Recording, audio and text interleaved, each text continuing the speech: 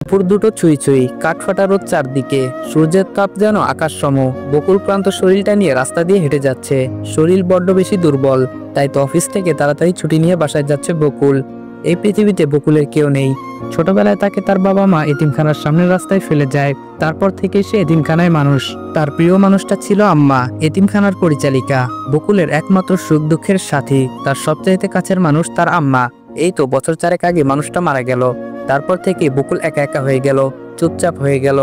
এতিমখানার নিয়ম অনুসারে কারো 18 বছর পূরণ হলে সে আর সেখানে থাকতে পারতো না। বকুলের জন্য এই নিয়মের অন্যথা হয়নি। তাই তো বকুলের যখন 18 বছর পূর্ণ হলো তখন থেকেই তার নতুন জীবন শুরু হয়। এই বিশাল পৃথিবীতে তার একা সংগ্রামের জীবনের সূচনা হয়। একা জীবন কাটানো কতটা দুর্বিষহ সেটা বকুল এই কয়েক বছর যাবৎ বুঝতে পারছে। ক্লান্ত শরীরটা নিয়ে বকুল বেশি দূর হাঁটতে পারলো না। শরীরটা ভীষণ দুর্বল, তার মাথাটা চিনচিন ব্যথা করছে। বিগত কয়েক মাস ধরে ব্যথাটা খুব মাথাচাড়া দিয়ে উঠেছে। সূর্যের তাপটাও আজ যেন খুব বেশি। বকুলের পা দুটি থেমে গেল। শ্বাস নিল সে। ওড়নার এক প্রান্ত দিয়ে কপালের ঘামটুকু মুছল। পানি পিপাসায় যেন গলাটা কাট কাট হয়ে রয়েছে।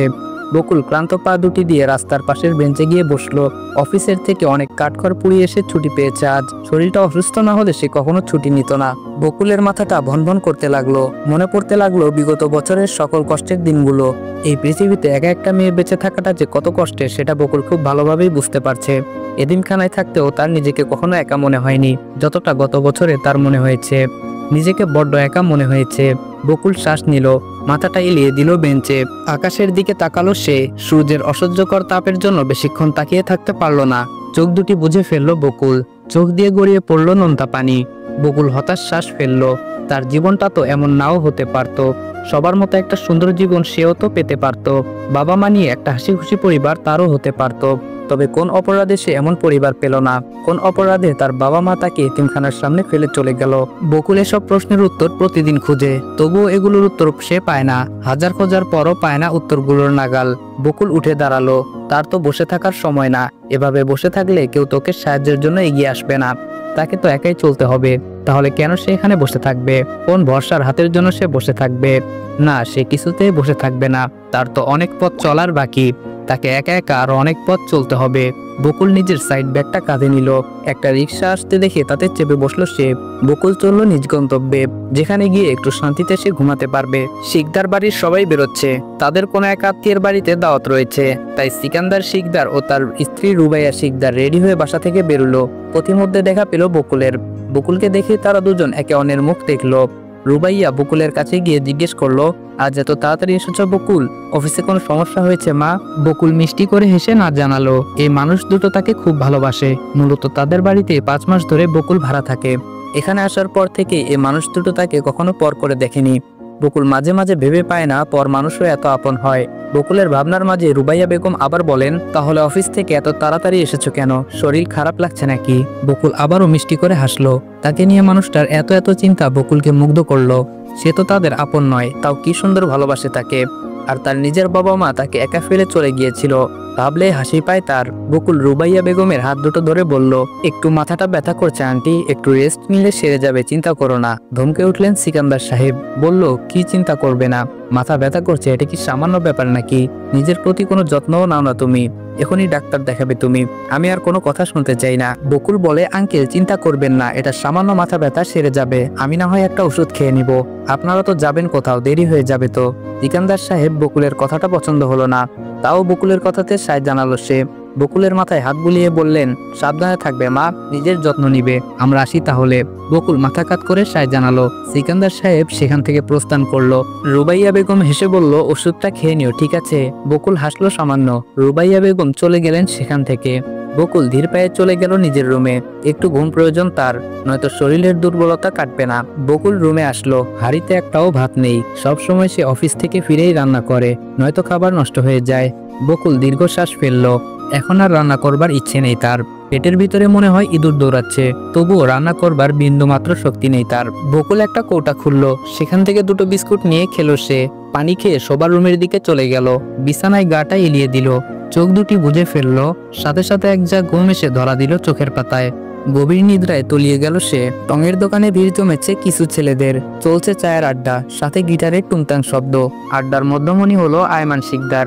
পড়াশোনা শেষ হয়েছে তার। এখন বেকার ঘুরে বেড়ায় রাস্তায় রাস্তায়। বন্ধুদের সাথে আড্ডা, মজা মস্তি এগুলোই তার নিত্যদিনের সঙ্গী। সিকান্দার শিকদারের একমাত্র ছেলে সে। টাকা পয়সার অভাব নেই, ব্যবসা বাণিজ্য করাতে যেন তার রয়েছে চরম অনীহা। চাকরি করাটাকে সে মনে করে অন্যের গোলামি করা। তার জন্যই এত ভালো রেজাল্ট করার পরেও চাকরি করার জন্য কেউ রাজি করাতে পারেনি। সারাদিন টই টই করে ঘুরে বেড়ানো যেন তার নিত্যদিনের রুটিন। এই রুটিনের কোনো হেরফের হয় না। তার প্রতি সিকান্দার সাহেব চরম বিরক্ত। এরকম একটা বখাটে ছেলের জন্য তার চরম আফসোস। মামা, আর একটা চা দিন তো। দোকানদার দাঁত কেলিয়ে হাসলো। আয়মান তার দোকানের নিয়মিত কাস্টমার, যাকে বলে ধরা বাঁধা কাস্টমার। সে আরেকটা চা নিয়ে গেল আয়মানের কাছে, বলল, বাবু এই নিন চাটা। আয়মান হাসি ফোটালো ঠোঁটে। চাটা নিল সে। পোড়া ঠোঁট দুটো দিয়ে চায়ের কাপে চুমুক দিল। এক চুমুক দুই চুমুক করে শেষ করলো পুরো কাপ। হাত পাতলো বন্ধু আসিফের দিকে। আসিফ বুঝতে পারলো আয়মানের এখন কি চাই, তাই সে পকেট থেকে সিগারেটের প্যাকেটটা বের করলো, সাথে গ্যাস লাইটার। আয়মানের হাতে দিল সেগুলো। আয়মান সিগারেট বের করে দুই ঠোঁটের মাঝে রাখলো। লাইটার দিয়ে আগুন জ্বালালো। সিগারেট টেনে ধোঁয়া উড়িয়ে দিল চারদিকে। বাতাসের সাথে উড়ে গেল ধোঁয়াগুলো। রাত 8টা বাজে। বকুলের ঘুম ভাঙলো কিছুক্ষণ আগে। সে আড়মোড়া ভেঙে বসলো, চুলগুলো হাত খোপা করে নিল। ক্লান্তি অনেকটা কমেছে তার। সে তাড়াতাড়ি বিছানা থেকে নামলো। পেটের ভিতরে যেন ইঁদুর দৌড়চ্ছে। তাকে যে আবার রান্না চাপাতে হবে। বকুল তাড়াতাড়ি করে রান্নাঘরে যাওয়া ধরলো, তখনই দরজায় টোকা পড়ে। বকুল গিয়ে দরজা খুলে দিল। দরজায় দাঁড়িয়ে আছে রুবাইয়া বেগম। বকুল তাকে দেখেই বলল, আরে আন্টি, কখন এসেছো বাসায়? ভেতরে আসো। রুবাইয়া বেগম বলেন, না রে বকুল, মা বসবো না। তুই তো অসুস্থ, ভাবলাম রান্না করেছিস নাকি, তাই তোর জন্য একটু খাবার নিয়ে আসলাম। বকুল বলে, তুমি আবার কষ্ট করে এগুলো আনতে গেলে কেন? আমি রান্না করে নিতাম না হয়। রুবাইয়া বেগম বলেন, তোকে আর রান্না করতে হবে না এই অসুস্থ শরীর নিয়ে। খাবার খেয়ে নিবি, আর সাথে ওই ওষুধটা খেয়ে নিবি। বকুল বাধ্য মেয়ের মতো মাথা নেড়ে খাবারটা নিল। রুবাইয়া বেগম সেখান থেকে চলে গেল। বকুল ভেতরে গিয়ে খাবার খেয়ে নিল, সাথে খেয়ে নিল ওষুধটাও। দূর থেকে শোনা যাচ্ছে আজানের ধ্বনি। মিষ্টি মধুর শব্দে যেন চারদিক সুর তুলেছে। পৃথিবীতে হয়তো এই শব্দটাই শ্রেষ্ঠ শব্দ, যেটা শুনলে কখনো কোনো বিরক্তি আসে না। মসজিদে মসজিদে সুর তুলে ডাকছে নামাজের জন্য। আল্লাহর ডাকে সাড়া দেওয়ার জন্য অনেকেই উঠে পড়ে সাথে সাথে, আবার অনেকেই ওঠে না। শয়তানের প্ররোচনায় পড়ে ঘুমের দেশে পাড়ি জমায়। বকুল উঠে পড়লো।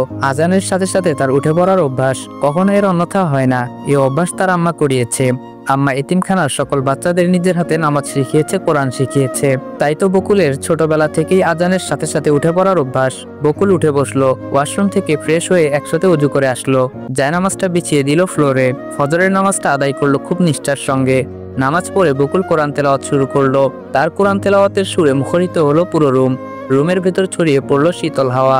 ভোরের আলো ফুটেছে কিছুক্ষণ আগে। কোরআন পড়ে বকুল রান্না চাপালো চুলোয়। তারপর চলে আসলো ছাদে। এই সময়টা ছাদে খুব ভালো লাগে। সকল বিষণ্ণতা, মন খারাপ সব যেন এক নিমেষেই শেষ হয়ে যায়। ভোরের বাতাসে যেন তার হাজার মন খারাপ এক নিমেষেই শেষ হয়ে যায়। বকুল ছাদের রেলিং ঘেঁষে দাঁড়ালো। পুরোপুরি আলো এসে পৌঁছায়নি এখনো ধরনীর বুকে। বকুল মুক্ত বাতাসে শ্বাস নিল। মন ভরে উপভোগ করলো ভোরের সৌন্দর্য। বকুল ফুল। কারো কণ্ঠে বকুল পেছন ফিরে চাইলো। পেছনে দাঁড়ানো ছেলেটিকে দেখে বকুল ভ্রু কুচকে তাকিয়ে বলল, আয়মান, তুমি এখানে? আয়মান হাসলো সামান্য।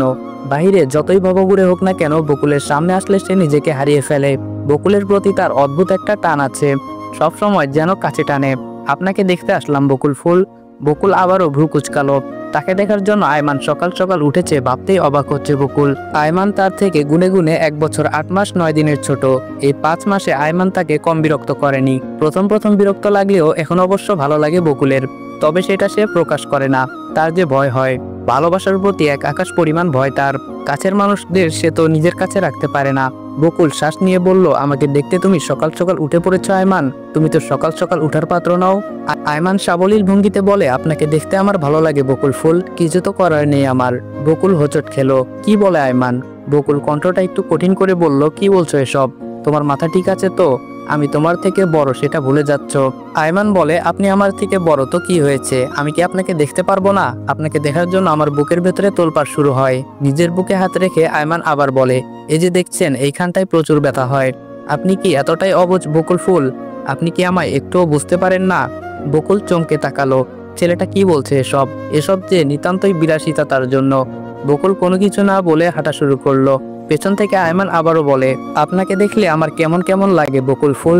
বকুলের পা দুটো থেমে যায়, বাড়তে থাকে রুদ্ধশ্বাস, অবশ হয়ে আসে সারা শরীর। তবুও পেছন ফিরে চাইলো না। আয়মান বলে, আপনাকে দেখলে আমার প্রেম প্রেম পায় বকুল ফুল। বকুল চমকে পেছন ফিরে তাকায়। স্থির হয় দৃষ্টি। তার চোখ দুটি চেয়ে থাকে আয়মানের দিকে। আয়মানের ঠোঁটে ঝুলানো মিষ্টি হাসি। বকুল চোখ দুটো বুজে ফেলে। স্থির থাকা পা দুটোকে টেনে হিচড়ে নিয়ে যায় সামনে। এ ভালোবাসা যে তার জন্য না। আয়মান জোরে চেঁচিয়ে বলল, একদিন না একদিন আপনার মনে আমি জায়গা করে নিব বকুল ফুল। সেদিন আপনার তরে আমার জন্য প্রেমময় দরজাটা খুলে যাবে, আপনি দেখে নিন। প্রেমিকের জন্য খুলে যাবে প্রেমিকার কঠিন দরজাটা।